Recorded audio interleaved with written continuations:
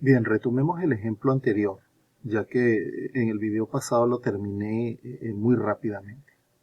Fíjense que cuando íbamos acá en este paso, que lo retrocedemos un poco, la ecuación está igualada a 54. Y si ustedes notan, la ecuación de la elipse centrada en el punto HK está igualada a 1. ¿Ok? Como está igualada a 1, entonces forzamos a que esta igualación sea 1. ¿Cómo convierto este 54 en 1? Dividiendo entre 54 en ambos lados. Por tal motivo, hago este paso. Luego, cuando nosotros hacemos la descomposición de 54, ¿verdad? O simplemente 6 lo llevamos acá como doble denominador, sería 54 entre 6, 9. Análogamente, vamos a verlo aquí para que lo observen. 54 entre 6, 9. Este 9 que está multiplicando este numerador lo puedo llevar acá como un doble denominador. Aquí sería 54 sobre 9. Y 54 sobre 9 serían 6. ¿Ok? Pero como necesitamos que aquí surja a cuadrado y aquí surja b al cuadrado, por ese motivo descomponemos 9 como 3 a la 2. 6 no tiene descomposición entera. Entonces pensamos, ¿qué número al multiplicarlo consigo mismo me genera 6? Sería raíz de 6. 3 al cuadrado 9, raíz de 6 al cuadrado 6. Esto indica que la elipse está centrada en el punto 2, 3 y que tienes aberturas en X 3 y en Y raíz de 6. Es decir, A vale 3, B vale raíz de 6, H vale 2 y K vale 3.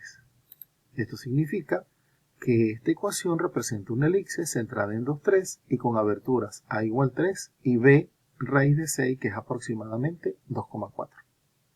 Teniendo esto como premisa, entonces graficamos, primero ubicamos 2 y 3, trazamos las líneas, ¿ok?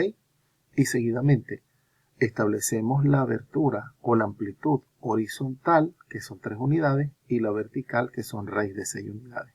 Y luego se traza la elipse. Muy bien, continuamos. ¿Qué pasaría si nos dan los datos de la elipse y nos mandan a determinar su ecuación general? Bueno, listo. Tendríamos que colocar la ecuación de la elipse e ir sustituyendo los datos. Me dice que está centrada en el punto menos 4, 2. Entonces sería x menos menos 4. Por eso colocamos x más 4. Y la componente 2 sería y menos 2. Y tiene aberturas 2 y 4 en x e y respectivamente. Nos están diciendo que esto vale a y que este es el valor de b. Entonces sería 2 al cuadrado, recuérdense que es el que está asociado a x, y este sería el valor de b, porque es el que está asociado a y, sobre 4 al cuadrado. ¿Qué es lo que vamos a hacer acá? Bueno, desarrollamos 2 al cuadrado 4, 4 al cuadrado 16, ¿verdad? Ustedes si quieren pueden eliminar los denominadores o desarrollar los cuadrados perfectos, como ustedes prefieran. En este caso, ¿qué hice yo? Multipliqué, vi cuál fue el mínimo común múltiplo. Fíjense que 16, como contiene a 4, sería el mínimo común múltiplo. ¿Ok? O si quieren hacer la descomposición, 4 es 2 a la 2 y 16 es 2 a la 4. Común con su mayor exponente, 2 a la 4. Quiere decir que 16 es el mínimo común múltiplo. Sabiendo el mínimo común múltiplo entre los dos denominadores, multiplico 16 en cada miembro. Eso va a hacer que estas divisiones sean exactas. 16 entre 4, 4. 16 entre 16, 1. Queda sobreentendido acá. Y 1 por 16, 16. Ahora sí desarrollo los binomios de cuadrado perfecto. Cuadrado del primero, más 2 veces el primero por el segundo, más cuadrado del segundo. Cuadrado del primero, menos 2 veces el primero por el segundo, sería 4i, más cuadrado del segundo. Distribuyo este 4, ¿verdad? 4 por x cuadrado, 4 por 8, 4 por 16. Y finalmente agrupo primero los cuadráticos, luego los lineales y luego agrupo los independientes. 64 más 4, 68, menos 16. Y fíjense cómo llegamos a la elipse buscada. Entonces, fíjense que es el mismo patrón. Dada la ecuación general, determine los datos para poder graficar la figura. O viceversa. Dado los datos de la figura, halle o determine su ecuación general. Ahora bien, continuamos Y vamos a hablar de una tercera ecuación, que son las hipérbolas. Representa el conjunto de puntos de R2 que satisfacen cualquiera de las siguientes ecuaciones. Fíjense que las hipérbolas, ¿verdad? Analicemos qué es lo que está diciendo esta ecuación. En su estructura es la misma elipse, pero los signos se alternan. ¿Qué significa este más, menos, menos, más? Que cuando aquí sea más, el otro término es menos. Cuando aquí sea menos, el otro término es más. O sea, dicho de otra forma, sería la ecuación de la elipse, pero en donde solamente alguno de los dos términos tenga un signo menos. ¿Okay? También acá se está pidiendo, al igual que la elipse, que A y B sean distintos de 0 y que sean positivos, porque son distancias. ¿Ok? Ahora, por su parte, aquí la primera está centrada en el origen y la otra está centrada en HK. Fíjense que esta vendría a ser la ecuación más genérica, ¿verdad? Pero que depende del centro y de sus aberturas. Esta sería un caso particular porque bastaría hacer h y k igual a 0. Ahora, viendo la forma general sería muy similar a la del elipse. Pero me adelanto aquí en algo. Aquí lo que podía variar son los signos de alguno de los coeficientes. No podríamos decir a priori cuál es positivo y cuál es negativo. Lo que sí sabemos es que van a tender a variar. Fíjense que acá se está condensando todas las alternativas de la hipérbola y aún no hemos visto cómo son las gráficas. Entonces, para poderlas ir graficando tenemos que ir estudiando los casos por separado. Vamos a referirnos a una hipérbola con eje principal X cuando tengamos lo siguiente. Fíjense bien. Acá tenemos el gráfico, ¿verdad?, de la hipérbola centrada en el origen. Pero, ¿por qué nos referimos al eje principal X? Porque el eje principal lo va a definir el término que tenga el signo positivo. Fíjense que delante del término no hay ningún signo, asumimos que es positivo. Pero delante del término que involucra I es negativo. Entonces, ¿quién es el eje principal? Quien tenga el término positivo. Ahora, ¿cómo se forma esta gráfica de acá? Lo primero que nosotros debemos hacer es identificar quién es A. A sería esta distancia, la marcas y marcas el opuesto. B sería esta distancia, lo marcas y marcas el opuesto. Entonces, a partir de A trazas unas líneas segmentadas. Y a partir de menos A también trazas una línea segmentada. A partir de B trazas una línea segmentada horizontal y a partir de menos B también. Notarás que se va a generar una región rectangular. Y sobre esa región rectangular, por las diagonales, vas a trazar una línea segmentada. Diagonal, que corte este vértice y pasa por el origen. Y de la misma forma vas a trazar la otra segmentada. Significa que como la ecuación tiene eje principal X, entonces en el eje X es donde estas curvas se van a cortar. Y vas a trazar esta curva y esta otra curva. Fíjense que las curvas cortan al eje X. ¿Por qué? Porque es su eje principal. ¿Qué pasaría si en lugar de estar centrada en el origen, la centramos en HK?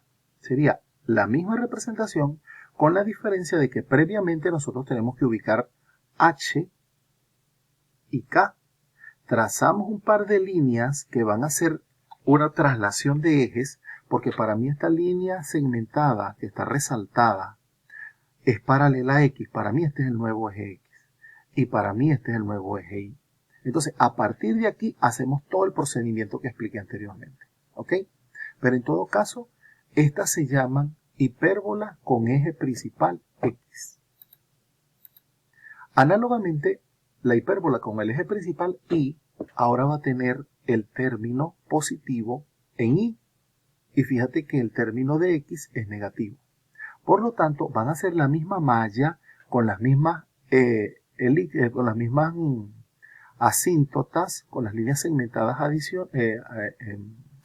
las líneas segmentadas diagonales, ¿verdad? Pero En lugar de formar las curvas en términos de los valores de A, ahora es en términos de los valores de B. ¿Por qué? Porque el término positivo es el que involucra a I. Por consiguiente, es el que se genera a partir de B. Entonces acá ustedes van a generar el par de curvas. Bien, fíjense que estas líneas diagonales se denominan asíntotas y al ser inclinadas se llaman asíntotas oblicuas. ¿Qué significa ella? Ella es una línea referencial en donde la curva se va a ir acercando pero nunca la llega a tocar. ¿Ok? Es decir, que de acuerdo a cómo sea el valor de A, estas curvas se pueden cerrar o se pueden abrir. De acuerdo al valor de B, estas curvas se pueden cerrar o se pueden abrir. ¿Qué pasa si es centrada en HK? Es la misma situación. Pero previamente ustedes tienen que ubicar el centro y hacer la traslación de los ejes. Muy bien. Ahora, dicho esto, vamos a determinar el gráfico de la siguiente ecuación.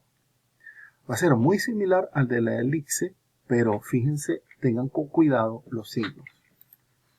¿Qué vamos a hacer? Primero vamos a agrupar los términos de acuerdo a su variable. Por eso pusimos 9x cuadrado y menos 18 primero, y después menos 4y cuadrado menos 16. Y el término independiente lo trasladamos al otro lugar.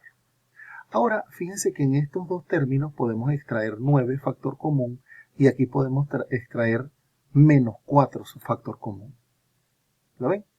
Cuando extraigo factor común 9, me queda x cuadrado menos 2x. Y cuando extraigo factor común menos 4, me queda y cuadrado más 4y. Ahora, en estos paréntesis vamos a ir generando el binomio cuadrado perfecto. Fíjate que 2x se descompone como 2 por x por 1. 4y se descompone como 2 por y por 2, ¿verdad? Como ya sabemos que este es 1 y que este es 2, yo necesito agregar aquí un 1 al cuadrado. Pero este más 1 al cuadrado se va a ver afectado por 9. Quiere decir que 1 al cuadrado, 1 por 9, 9. Para yo poder agregar un 1 al cuadrado aquí, necesito agregar un 9 acá. Análogamente, como aquí es 2, yo necesito agregar más 2 al cuadrado. Pero este 2 al cuadrado se ve afectado por el menos 4. 2 al cuadrado es 4, por menos 4 sería menos 16. Quiere decir que para agregar el 2 al cuadrado aquí, en realidad estoy agregando menos 16 unidades. Y de la misma forma tengo que agregar menos 16 acá. Se vería de esta manera. Agrego el 1 al cuadrado por 9, más 9. 2 al cuadrado por menos 4, menos 16. Entonces agrego menos 16. Es decir, lo que agrego a la izquierda, lo agrego a la derecha. Si agrego una cantidad negativa a la izquierda, agrego la cantidad negativa a la derecha. Esa es una de las diferencias que tiene el caso de las hipérbolas. Ahora, ya tenemos el binomio cuadrado perfecto en los paréntesis. Lo aplicamos. Y fíjense que en los términos independientes, cuando hago menos 29 más 9 me da menos 20. Menos 20 menos 16, menos 36. Fíjense que hasta ahora pareciese que el que tiene el término negativo es la y. Pero cuando nosotros dividamos menos 36 en ambos lados, fíjense qué es lo que va a ocurrir. Aquí, este 9 pasa como un doble denominador. 36 menos 9 serían 4. Y este 4 pasa como doble denominador. 36 entre 4, 9. Pero además no pierdan detalle con los signos. Más entre menos, menos. Menos entre menos, más. ¿Ok? Estas operaciones que hicimos de 36 entre 9 no siempre son exactas. Cuando no sean exactas, plantea las fraccionarias. ¿Ok? Pero lo importante es que tú tienes que determinar cuánto es A y cuánto es B. Bien, ahora hagamos la descomposición. 4 sería 2 al cuadrado y 9 sería 3 al cuadrado. Ya podemos fijar una posición acá. Fíjense que este i más 2 lo descomponemos como i menos menos 2. ¿Qué podemos decir? Que esto representa una hipérbola con eje principal i. ¿Por qué con eje principal i? Porque el término que corresponde a la x es negativo. En cambio el de la y es positivo. Eso hace que sea eje principal i. Quiere decir que cuando tracemos las hipérbolas, ellas van a intersectar ahí. Y está centrada en 1 menos 2. Entonces, buscamos primero quién es 1 menos 2, colocamos ahí el sistema coordenado, armamos nuestro rectángulo a partir de este valor, ¿verdad? Y en el eje principal y trazamos nuestra hipérbola.